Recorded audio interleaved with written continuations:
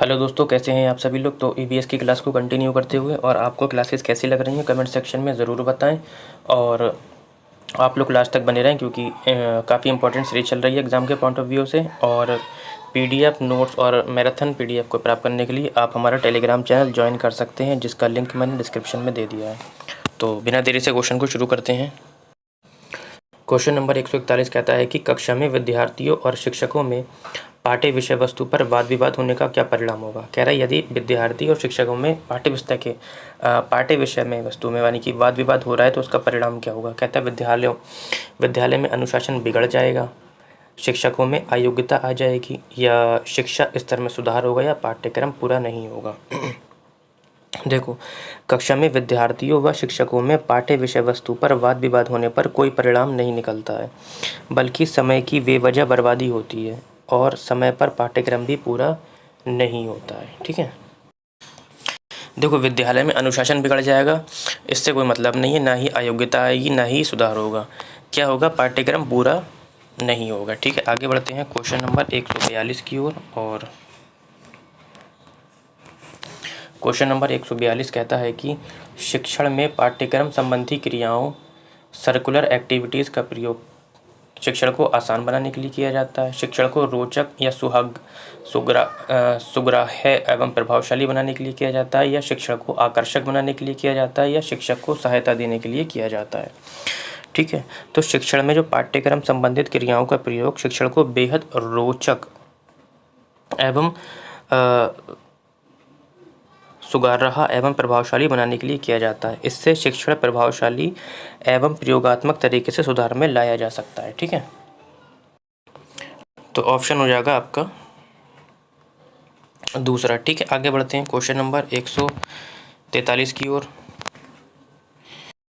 Question number 143 कहता है कि पर्यावरण शिक्षण में शैक्षिक पर्यटनों के माध्यम से निम्न में से किसका विकास कहता है कि नहीं होता है। ठीक है, तो नहीं वाला ऑप्शन बताना है कि नहीं होता है। कहता है सहयोगात्मक भावना का, सामाजिक दुश्चिंता का, सौंदर्यानुभूति का, या क्षमताओं का, या ज्ञानात्मक एवं भावात्मक पक्ष का। ठीक है, तो कहता है किसका नहीं होता है। देखो, पर्यावरण शिक्षण में शैक्षिक पर्यटनों के माध्यम से सामाजिक दुश्चिंता का विकास नहीं होता है। किसका, सामाजिक दुश्चिंता का। जबकि इसमें सहयोगात्मक का है ना, सौंदर्यभूति, क्षमताओं या ज्ञानात्मक या भावात्मक पक्ष का सबका विकास होता है, लेकिन किसका नहीं होता है, सामाजिक दुश्चिंता का नहीं होता है। ठीक है, आगे बढ़ते हैं क्वेश्चन नंबर 144 की ओर। कहता है कि मानव पर्यावरण संबंधों पर आधारित संकल्पना निश्चयवाद इस सिद्धांत पर आधारित है कि सर्वशक्ति तथा नियंत्रक है तथा मानव उसके हाथों का खिलौना मात्र है। ठीक है, कहता है भगवान, प्रकृति, वायुमंडल या जंगल। तो ऑप्शन हो जाएगा आपका प्रकृति। ठीक है, आगे बढ़ते हैं क्वेश्चन नंबर 145 की ओर। क्वेश्चन नंबर 145 कहता है कि एक ईवीएस शिक्षक के रूप में आपको अपने विद्यार्थियों के रिपोर्ट कार्ड में प्रक्रिया कौशलों में दक्षता के स्तर का विवरण देना है। निम्न में से कौन सी रिपोर्टिंग उपयुक्त सबसे उपयोग होगी। कहता है कि विवरणात्मक रिपोर्ट, अक्षरों में ग्रेड, क्रम निर्धारण मापनी, या संख्याओं में ग्रेडिंग। देखो, एक ईवीएस शिक्षक के रूप में विद्यार्थियों के रिपोर्ट कार्ड में प्रक्रिया कौशलों में दक्षता के स्तर का विवरण देने के लिए सबसे उपयुक्त रिपोर्टिंग क्रम निर्धारण मापनी है। कौन सी, क्रम निर्धारण मापनी। इसमें क्या होता है, क्रम निर्धारण मापनी के क्षेत्र में व्यवहार में आने वाले उपकरणों में सबसे अधिक प्रचलित है। ये अनेक रूपों में क्या होती पाई जाती है। ठीक है, तो फिलहाल वीडियो लंबी हो जाएगी, फिलहाल आंसर हो जाएगा आपका तीसरा। ठीक है, आगे बढ़ते हैं।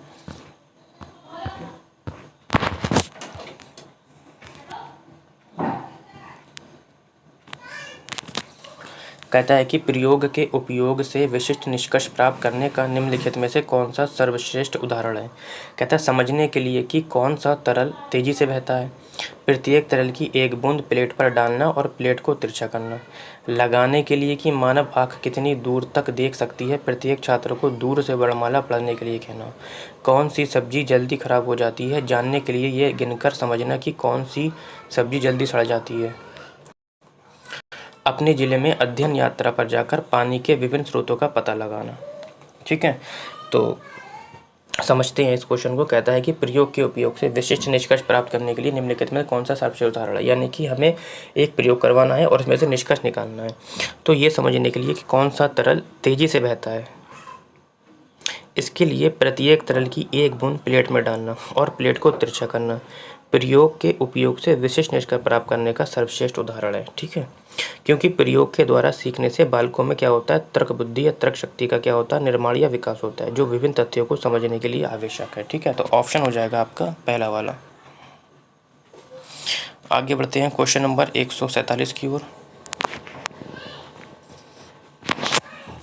कहता है कि परिवार एवं मित्र पाठ यानी कि टॉपिक के पूर्ण होने पर चेतन विद्यार्थियों का इकाई परीक्षण देने का निर्णय लेता है। कहता है कि निम्नलिखित में से कौन सा कथन इस परीक्षण का सर्वाधिक उपयुक्त उद्देश्य है। कहता है विद्यार्थियों की प्रगति का आकलन करना, विद्यार्थियों के अधिगम का आकलन करना, विद्यार्थियों की कठिनाइयों का निदान करना या अभिभावक को विद्यार्थियों की प्रगति के बारे में बताना या विद्यार्थियों को उत्तीर्ण अथवा अनुत्तीर्ण घोषित करना। देखो क्वेश्चन नंबर 147 का ऑप्शन नंबर 4 कहता है आपका कि विद्यार्थियों को उत्तीर्ण और अनुत्तीर्ण घोषित करना। मैंने बताया था कि बच्चों को ग्रुप में नहीं बांटना है, ना ही कि उत्तीर्ण और अनुत्तीर्ण घोषित करना है। यानी कि ऑप्शन नंबर 4 जिस ऑप्शन में होगा वो आपका गलत होगा। इसमें है, इसमें है और इसमें है, यानी कि ऑप्शन नंबर हो जाएगा आपका ये। यानी कि पहला, दूसरा, तीसरा आपका बिल्कुल ठीक है। विद्यार्थियों की प्रगति का आकलन करना बिल्कुल ठीक है। विद्यार्थियों के अधिगम का आकलन करना, विद्यार्थियों की कठिनाइयों का निदान करना, ये भी ठीक है। अभिभावकों को विद्यार्थियों की प्रगति के बारे में बताना, ये भी ठीक है। ठीक है, फिलहाल 1 2 3 यहाँ पे गलत है, 1 2 और यहाँ पे 3। ठीक है, मिस प्रिंट है यहाँ पे। आगे बढ़ते हैं क्वेश्चन नंबर 148 की ओर और कहता है कि निम्नलिखित में से कौन सा शैक्षिक उद्देश्य ऐतिहासिक स्मारक विषय के लिए विशिष्ट मापने योग्य और पर्याप्त है। ठीक है, तो कहता है विद्यार्थियों को पता चल जाएगा कि अतीत में स्मारकों के निर्माण के लिए पत्थर का उपयोग क्यों किया जाता था। छात्र ताजमहल की एक वास्तुशिल्प योजना को उचित पैमाने पर तैयार करेंगे। छात्र गोलकुंडा किले के निर्माण में प्रयुक्त विभिन्न सामग्रियों को उनके उद्देश्य के आधार पर वर्गीकृत करेंगे।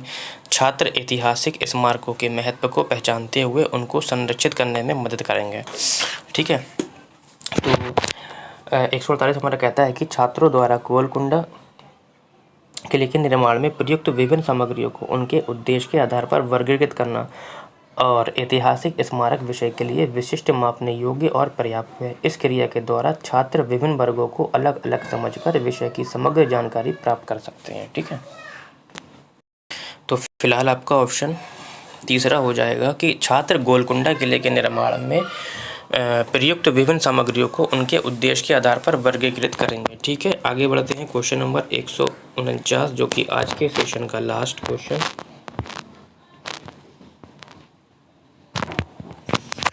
कहता है कि भावनाओं को साझा करने के बारे में एक अध्याय में एक छात्र पूछता है, आप हमें ईवीएस में भावनाओं के बारे में क्यों सिखा रहे हैं। निम्नलिखित में से कौन सा उत्तर ईवीएस में इस पाठ को सीखने के प्रयोजन का सबसे अच्छा वर्णन करेगा। ठीक है, देखो छात्र देखो 149 कहता है कि हम हर समय अन्य लोगों के साथ बातचीत करते हैं जिससे प्रत्येक व्यक्ति अलग है, इसलिए समाज में रहने के लिए अपनी और एक दूसरे की भावनाओं को समझना ज़रूरी है। इस कारण ही ईवीएस विषय के अंतर्गत भावनाओं के बारे में सिखाया जाता है। जो व्यक्ति भावनाओं को अच्छी तरह समझ लेता है वे समाज में एक विशिष्ट व्यक्ति का निर्माण भी कर लेता है। सामाजिक जीवन में भावनाओं को समझना अति आवश्यक होता है ना।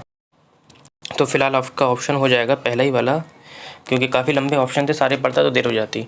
तो हम हर समय अन्य लोगों के साथ बातचीत करते हैं, प्रत्येक व्यक्ति अलग है, समाज में रहने के लिए अपनी एक दूसरे की भावनाओं को समझना ज़रूरी है। आज के सेशन का लास्ट क्वेश्चन आपकी स्क्रीन पर कहता है कि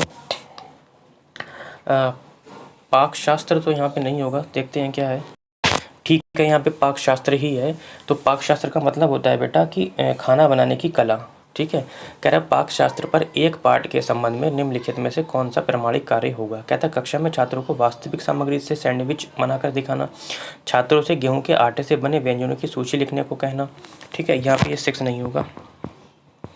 फिर कहता है अपने विद्यालय में आग रहित खाना बनाने के मेले का आयोजन करना, जहाँ छात्र व्यंजन बनाते और बेचते हैं। फिर कहता है कि कक्षा के बच्चों के लिए बगीचा बनाना, जहाँ सभी बच्चों को टमाटर, मिर्च आदि पौधे उगाने के लिए कहना। ठीक है, देखो अपने विद्यालय में आग रहित खाना बनाने के मेले का आयोजन करना, जहाँ छात्र आयोजन बनाते और बेचते हैं। ऐसा क्यों? देखो, आग रहित होगा तो बच्चा यहाँ पे सेफ भी रहेगा। और पाक शास्त्र पर एक पाठ के संबंध में एक प्रामाणिक कार्य होगा। पाक शास्त्र का संबंध खाना बनाने की कला से है, जिसके अंतर्गत विभिन्न प्रकार के भोजन को बनाने की कला की चर्चा की जाती है। आग रहित खाने के प्रमुख उदाहरण जैसे कि सलाद हो गया, सैंडविच हो गया, भेलपुरी हो गया आदि।